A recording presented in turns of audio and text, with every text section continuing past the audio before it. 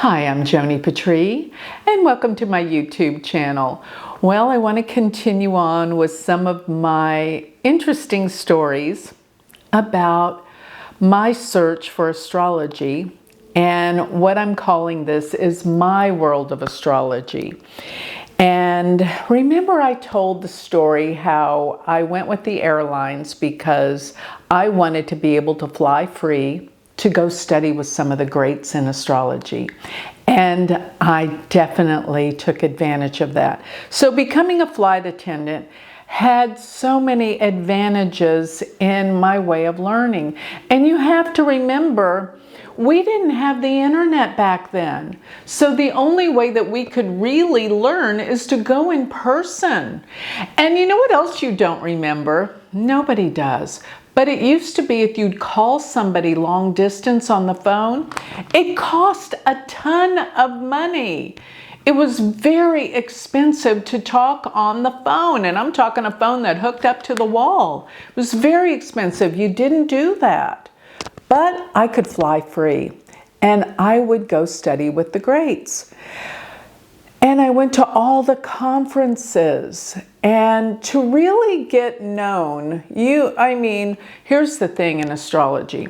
There are these group of teachers that are at the top, and of course they're the ones that have written all the books. You go to their classes, but it didn't change much. In other words, it was really hard to become one of those teachers. Let me tell you, it's so different today. It was like they never moved out of town. In other words, it was always the same teachers. Of course, I respect and love them. But it was really hard for me to break into that. I wanted to be one of the teachers. Remember, I got that moon in Leo, right? So I wanted to be one of the teachers. And really, I had this fabulous advantage that I could travel for free. So there are these astrological organizations, and I was a part of every single one, supported all of them. There was AFAN, there was ISAR, of course, which, by the way, the abbreviation ISAR stands for, and this is the one that Ray Merriman began, International Society for Astrological Research. That's ISAR. And then there's another one that was called NCGR. And the NCGR stands for National Council of Geocosmic Research. These organizations have been around since my early days. And what's great about the NCGR is they have regional groups. They have groups that are set up in all the different cities around really the world. It's not just the United States, all over the world. But the ones in the United States were easiest to get to.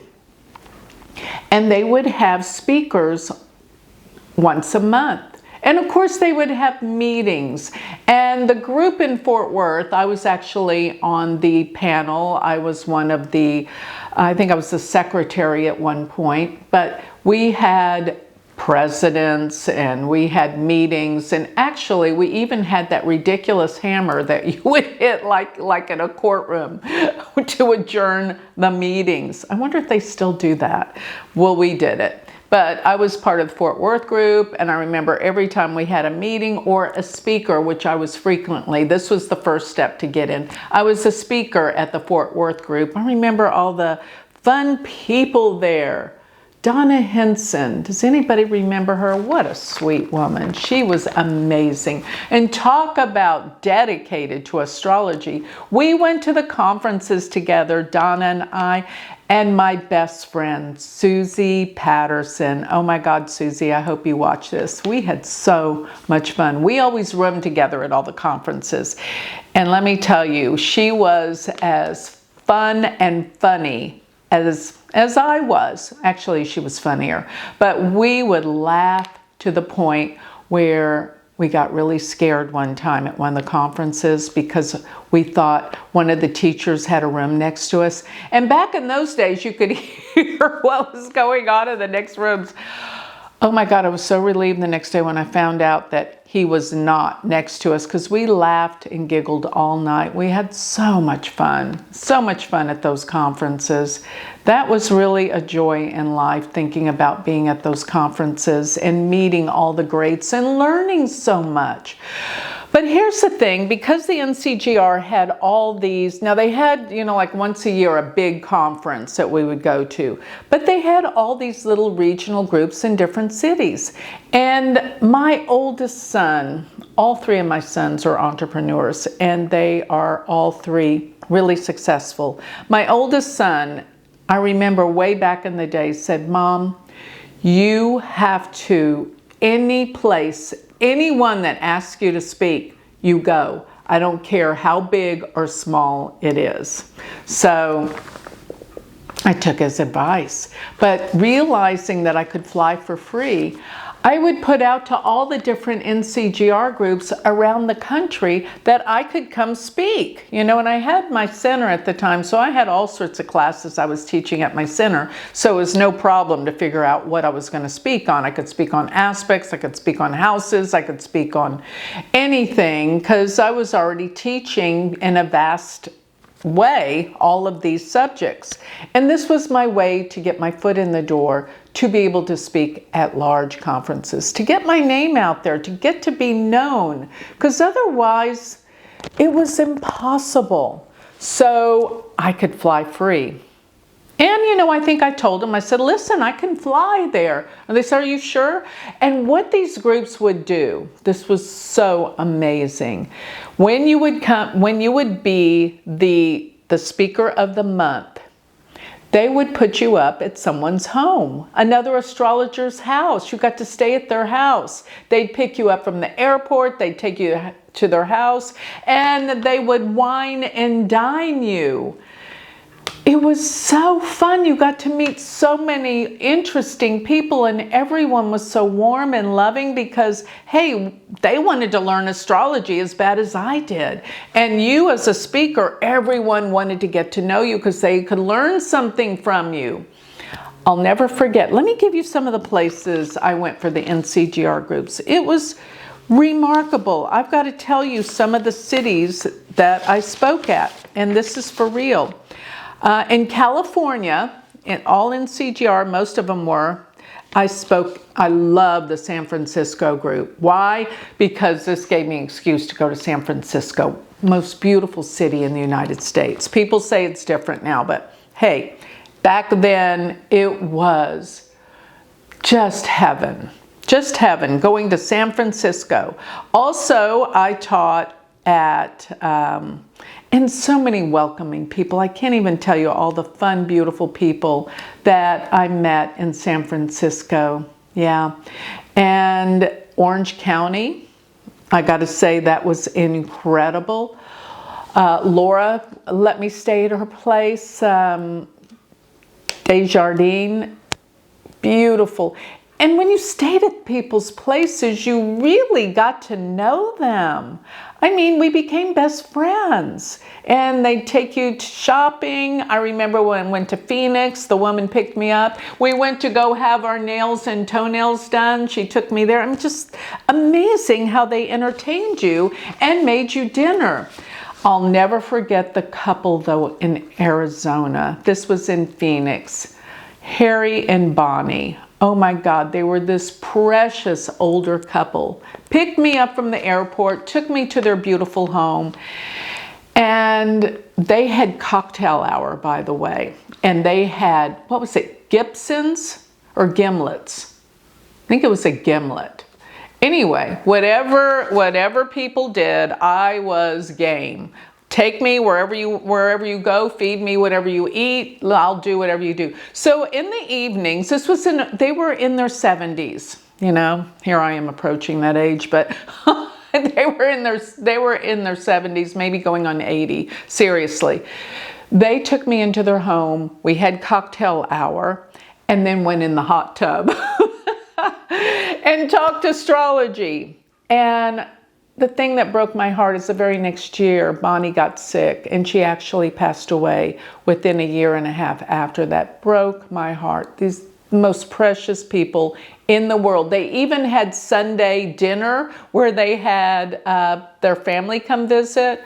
Oh my God, baked this beautiful Sunday dinner and even served a little champagne. I mean, this was the kind of fun I had, going to these to go speak at places. So that was my fun in Phoenix. But going back to California, I went to Orange County where Laura had me, and the LA group. Then I went down to San Diego and taught. Then I went up to Roseville and Sacramento and taught. This is all different times. In Florida was probably one of my tops too. I gotta say, that was Mimi. You really took care of me. And Mimi Alonso, that's who it was. Yes. The South Florida group. They were amazing. And here's another thing I did the whole time, every time I went there, because of course I could travel for free. Florida actually paid for my airfare to make sure I got there, because you know, when you travel non-rev, there's a chance the flight may be full. You don't make it, even though I could ride the jump seat being an employee. But sometimes there was a chance you didn't make it. But I always did. And when I went to Florida, I met so many people. But here's how I really made my money. When I went to these places, I would be there for the whole weekend. I would talk for maybe all day on a Saturday, but I'd be there all day Sunday. I would do readings the whole time, the whole day. I would squeeze in all these readings. And that was how I made my money, going to these groups. But talk about meeting fabulous people. So also in Florida one time, I went to go visit Nalini Kantadas, his name is really Tom Hopke, but such a beautiful, and his wife, oh my God, his wife was beautiful. They were Hare Krishnas. And I went and talked at his conference in Gainesville with Chakrapani Uwal and Dennis Harness and David Goldstein, I think. And I know there was somebody else, but it was very, very small. And it was so intimate. Got to know so many people so well. The other places I went to go speak were Austin, of course. Houston, I went to go speak. Went to Baltimore. And then I went across the next day and taught in Annapolis. Beautiful, beautiful places. Such wonderful people I met. Also, I went to Ohio. Ina Stanley had me to her place, her center. That was so much fun, Ina. I hope you see me talking about you. I hope you hear this. She was amazing. Just so much fun meeting all these people. And I would go talk to the NCGR groups there as well. I also went to Seattle, and gosh, those places were amazing. Yes, the Seattle group is a big one, but you know, if I have to say my favorites, just because I got to see the cities too, would have to be the Florida group and San Francisco. But the Phoenix group was incredible, really. It was so large. Charlotte Benson, of course, was always the president half the time when I went there, so she always invited me and had me there with open arms. Such a sweet, adorable, hilarious woman. I mean, we have the most amazing people in astrology. My husband goes with me now that he's retired. He's going, I cannot believe the people you know through astrology. They are fun and so kind, but so much fun all at the same time. So what I did was, going to all these NCGR groups, I would do one a month.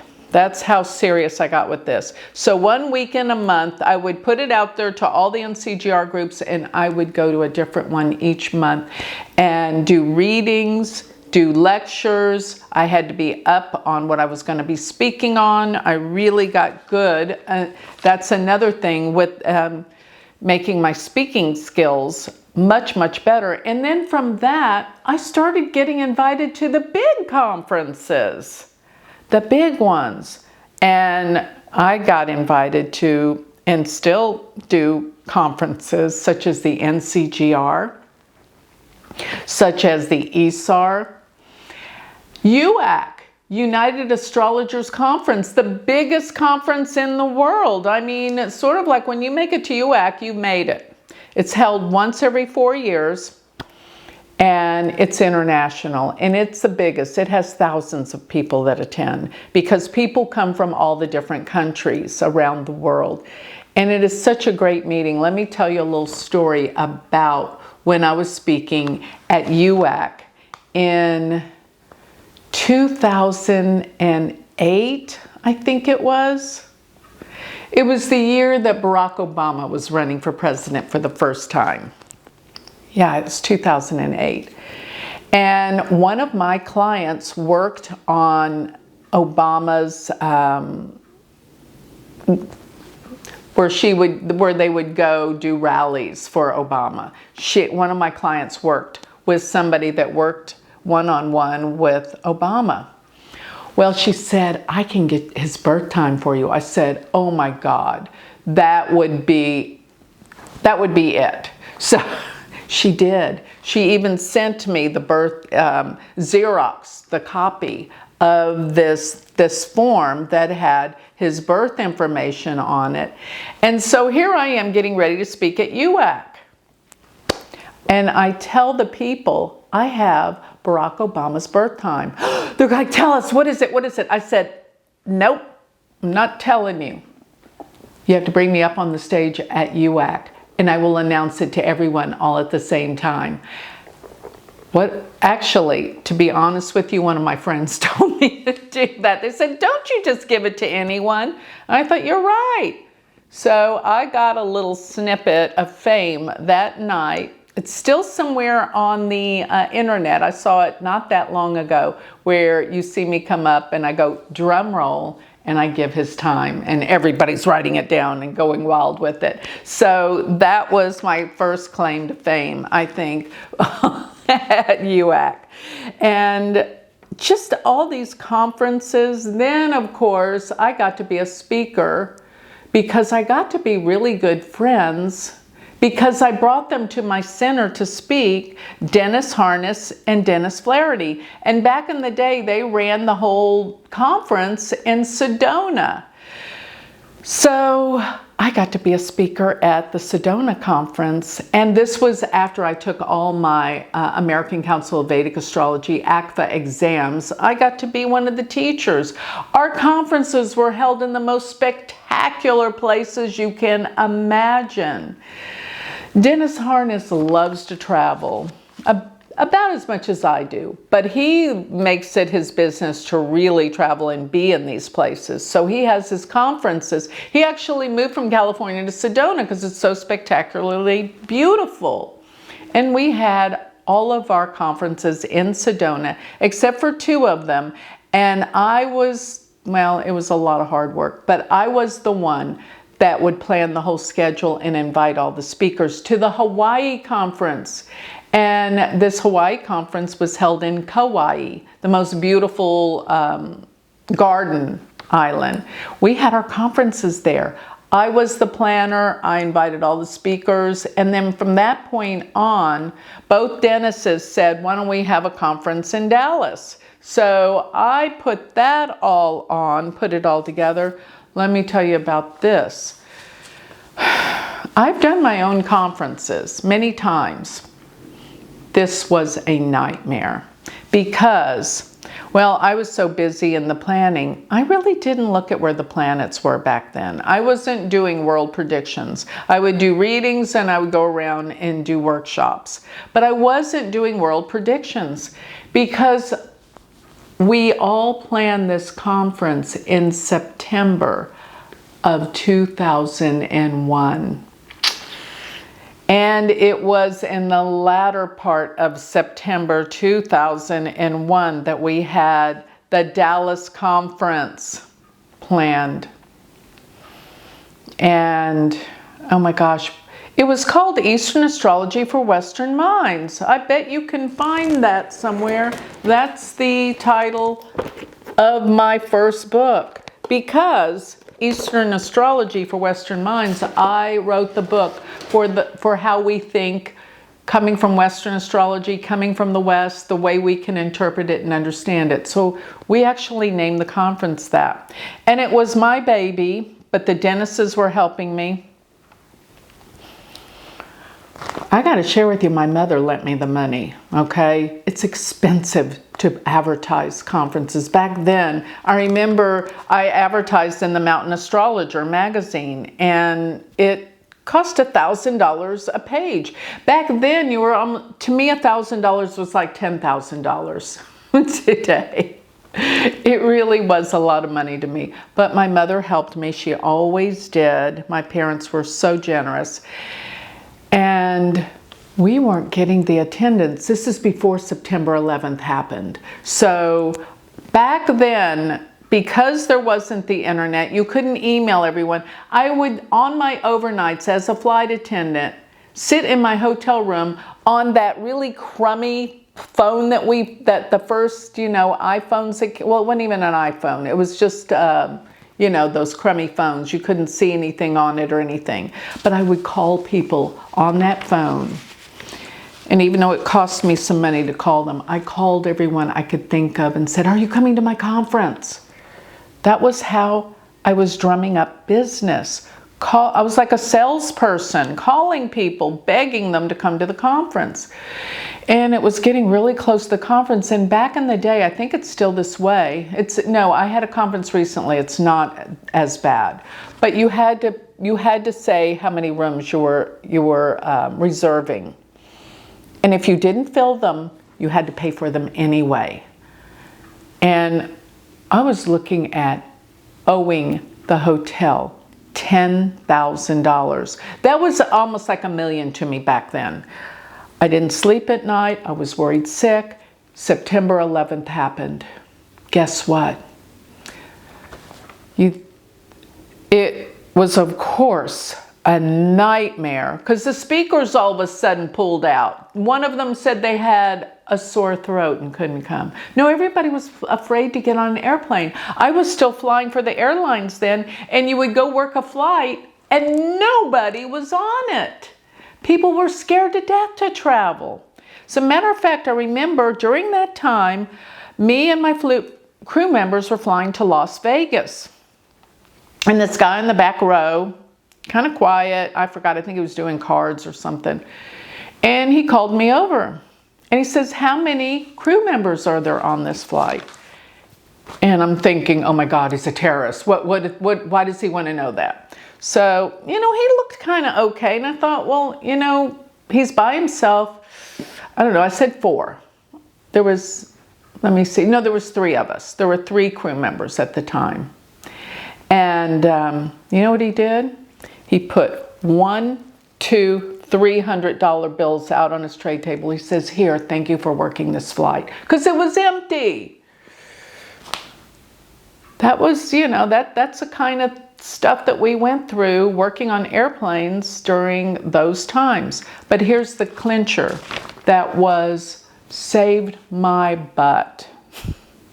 The hotel had to let me off from that $10,000, which I thought I was going to have to borrow from my mother. And my mother would have made me pay for it emotionally for the rest of my life, So they took me off because all the hotels, because of 9/11, had to let everyone go because nobody was coming to the hotels. I was off the hook, saved my butt. And wow, the things I've gone through for astrology, no one knows. But that was my first conference. You'd think I'd never have one again. Well, I've had many more in Dallas since then. As a matter of fact, the last one I had was really nice. Made it pretty small. That was about 1.5 years ago. And it went well. It went well. People come together, my students, we get to meet in person. It's wonderful that we have the internet and we can come together on Zoom and all talk and see each other all around the world. But nothing's better than being with people. You gotta realize that. And that's what we had the capacity and the ability to do at these conferences. And by the way, I'm teaching at a couple of conferences coming up here. As a matter of fact, I will be, if this comes out March 7th through the 9th, I'm going to be in Orlando, Florida.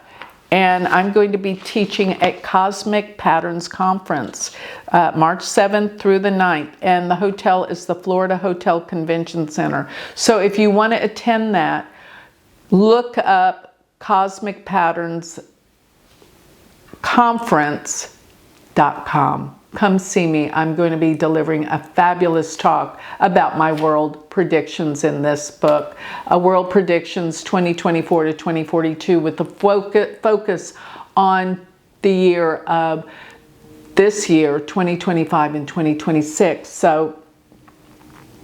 So you can probably get the recording of that if you're not able to attend. It's my lecture is Rahu and Ketu, lunar nodes and eclipses 2025 to 2026. And I'll be speaking with Dennis Harness in Sedona coming up here next August. So I'll keep you guys posted on that. So yeah, I will get you all that information. It's a very small conference too. They're my favorite. You get to know people better. So, and with that one, the attendance will be limited to a certain number. So once this information is out there and you're able to purchase it, get on it, because it's going to fill up quick. Anyway, I thought I might give you an idea of what it took to be a speaker, to be able to speak at the big conferences. I had to go to all the little ones, and every month I gave a lecture. For years I did this. In another video, I'm going to tell you about my big adventure to Istanbul, Turkey. It was amazing. So with that, I think I'll close. Remember, if you want to learn Vedic astrology from me, join my university. Go to universityofvedicastrology.com and become my student. And remember, you should be getting my newsletter. It's free. Go to my website, galacticcenter.org, and this will put you in the know of everything I'm doing and what's going on, especially give you the predictions weekly of what's going on in the world. And do not forget about my Galactic Planner. My Galactic Planner is amazing. It does your chart. And it gives you all your transits every day, and it's uploaded into your personal calendar on your phone or computer.